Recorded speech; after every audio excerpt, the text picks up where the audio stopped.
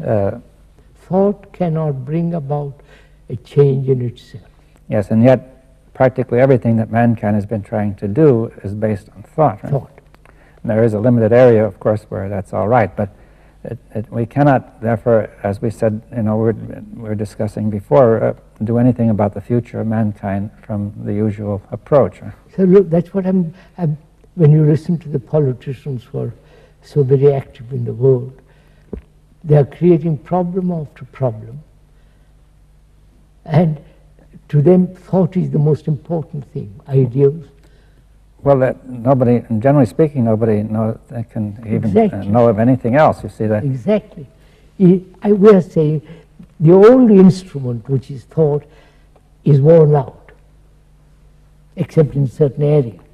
Well, it never was adequate except in those areas, I mean. Yeah, of course. But, and man has always been in trouble, as far as we can remember, as far as history goes, right? Yes, sir. Man has always been in trouble, turmoil, fear.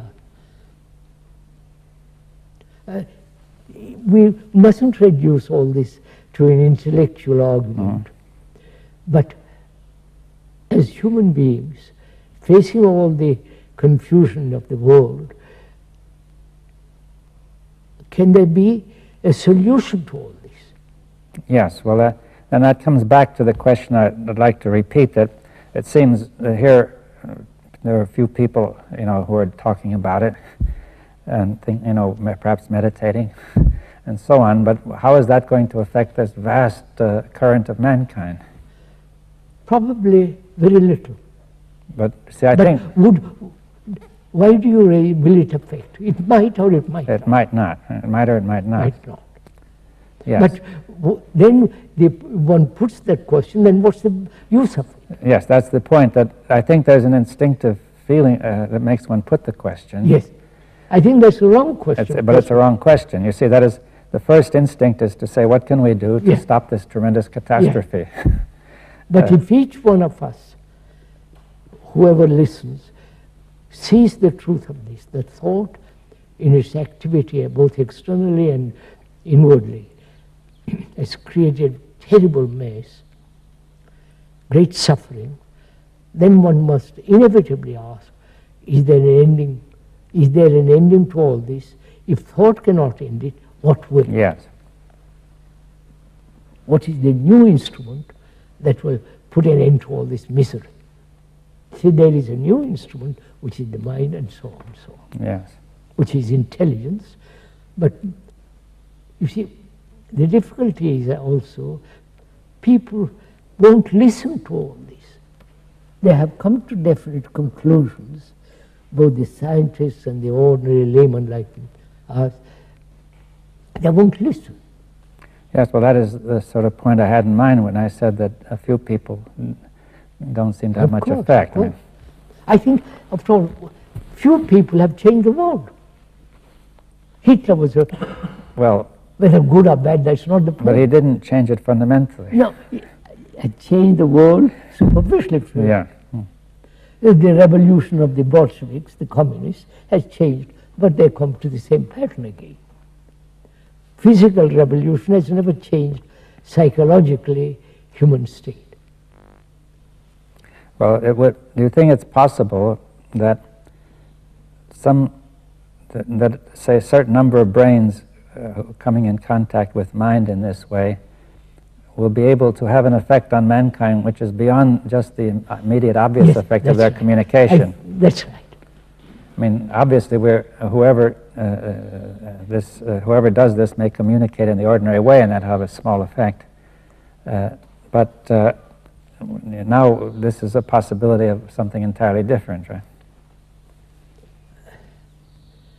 See, how do you, I've often thought about how do you convey to all this rather subtle and very complex issue, how do you convey all this to a person who is steeped in tradition, who is conditioned and won't even take time to listen, to consider? Yes, well, that is a question. You see, one point you could say is that this conditioning cannot be absolute, an absolute block, or else there would be no way out at all. But the conditioning may be thought to have some sort of Yes? permeability. Well, after all, the Pope won't listen to us. But the Pope has tremendous influence. But is it possible that every person has something he can listen to if it could be found? If he takes little patience, Yeah. who will listen? The politicians won't listen. The idealists won't listen. The totalitarians won't listen. The deeply steeped religious people won't listen. So perhaps, that's the whole point. So-called ignorant person, not highly educated and conditioned in his profession, career, money, the poor man who says, I'm suffering, please let's end that. Well, but he doesn't listen either, he says.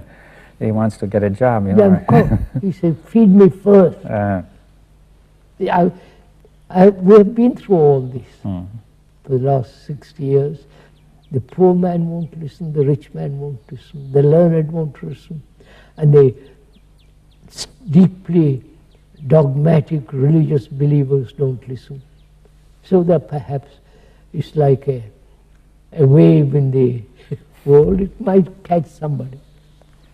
I think it's a wrong question to say, does it affect? Yes, all right, we say that brings in time, and that's becoming, a cycle, it brings in the psyche in the process of becoming again. But if you say it must affect mankind. Well, but are you proposing that it affects mankind through the mind directly rather than... Yes, yes. That we're taking very seriously this... It may not show immediately in action. Yes, you're taking very seriously what you said, that the mind is universal and is not located in our ordinary space. Yes. Is not separate, is not... You see, there is a danger in saying this, mind is universal. That's what some people say, the mind. And it's become a tradition. Well, you can turn it into an idea, of course. Of course, that's just the danger of it. That's what I'm saying. Yes. But what you're saying is that, well, really the question is, we have to come directly in contact with this to make it real, right? That's it. They can only come into contact with it when the self is not, to put it very, very simply. And therefore, when the self is not, there is beauty, there is silence, space, then that intelligence which is born of compassion operates through the brain. It's very simple. Yes.